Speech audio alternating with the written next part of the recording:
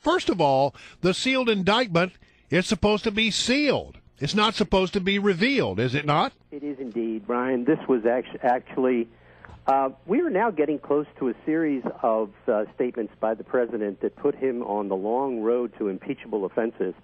At that news conference, the president of the United States violated a court order of the United States District Court for either the Eastern District of Virginia or the District of Columbia, where this sealed indictment apparently exists. He's not allowed to say that. A president can declassify a document, but he cannot unseal an indictment. Only a federal court can do that. Whoever is the chief judge of either one of those districts should issue a show cause order for the United States attorney in that district as to why the United States attorney or the president should not be held in contempt. That was unbelievable. This is from our professor president, the so-called constitutional scholar. There's just no doubt about it. What he did was illegal. And, of course, I can't believe how stupid the press is, particularly I give Ed Henry A+. But the AP reporter, Julie Pace, who was on Fox News Sunday, said it was kind of unusual for the president to talk about a sealed indictment in a public setting. It wasn't unusual. It was illegal. And by the way, apropos of that, the president, he said, I got bin Laden. I thought you'd like that. I didn't get it in 11 months, but I got him. Well, guess what? We didn't know where bin Laden was. That's why it took so long. But we do know where the perpetrators of Benghazi are, and we have known since within 48 hours of the assault. The president was dissembling at his worst. But worse than that, he's the chief law enforcement officer of the United States. He revealed a sealed indictment. This is a big deal. So Joe, just to clear this up for people, because just by saying there is a sealed indictment, that is revealing it. That's against the law. He didn't open it up. He didn't say who was indicted. He didn't give the specifics. It doesn't matter. They're not even supposed to know there is a sealed indictment. That's a violation of grand jury secrecy. It's a violation of a court order. It's unbelievable. And the way he did it, this nonchalance, this, cool shrugging. hand Luke crapola. Hey, Joe, let me continue down this road, though. Now, potentially, if we do end up indicting someone, or we have indicted them, but if we actually get somebody with Benghazi and we arrest them and we want to try them in federal court, did the president in any way, by revealing the sealed indictment, did he jeopardize the prosecution? Probably not, but he did jeopardize the lives of people who may be trying to find these people on the ground in Libya, and I assume that we do have somebody there trying to find these people, although with this president you never know, because as you know, he doesn't want to capture people. He wants to kill them, because if he captures them, he has to either try them, which is very hard to do, or put them in Gitmo. Which he will not do. By the way, a little bit of information, as you know, you heard from us first, and you guys knew first about we had troops ready to deploy in Croatia to go that night of September the 11th, 2012, to rescue Americans.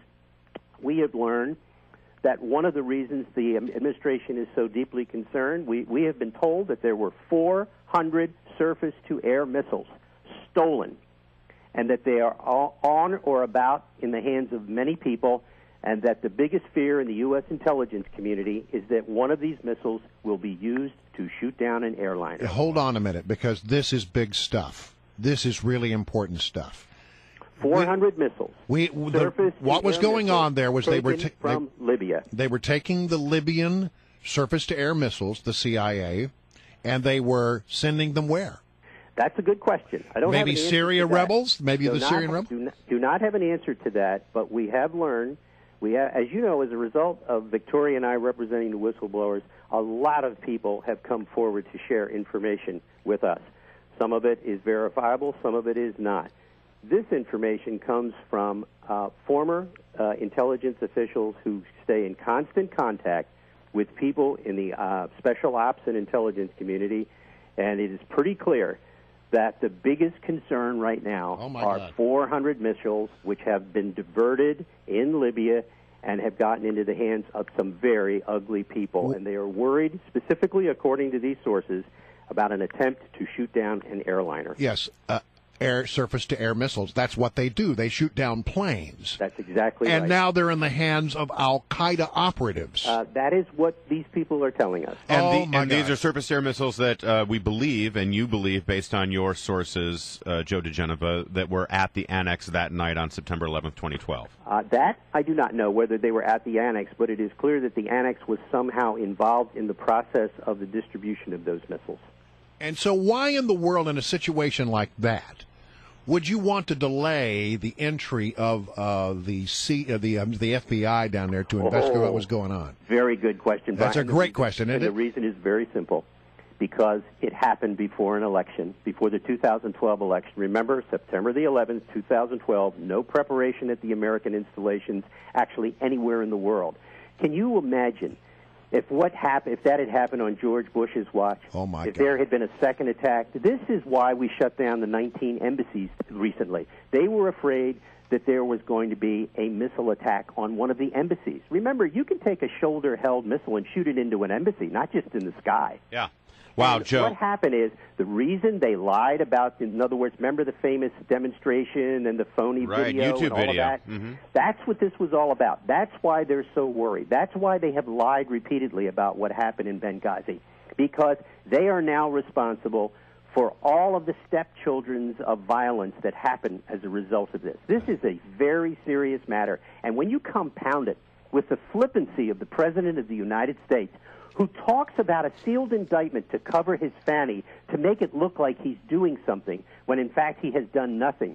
We have reached a level of cynicism, personally, on the part of this president that is staggering. He's not a president anymore. He's a talk show host. Well, I've always said that we would find out the truth about what was going on there when we learned what was happening at the annex. And if indeed there were surface-to-air missiles there, that explains a lot. It also explains why you wouldn't want the FBI to go in and look around. You needed to give the CIA time to clean it up. And that's why Susan Rice lied on 5 television shows on that Sunday. All right, that's huge. But this is going to have some reverberations today in the news cycle. Joe, thanks for sharing it with us this morning on Mornings on the Mall.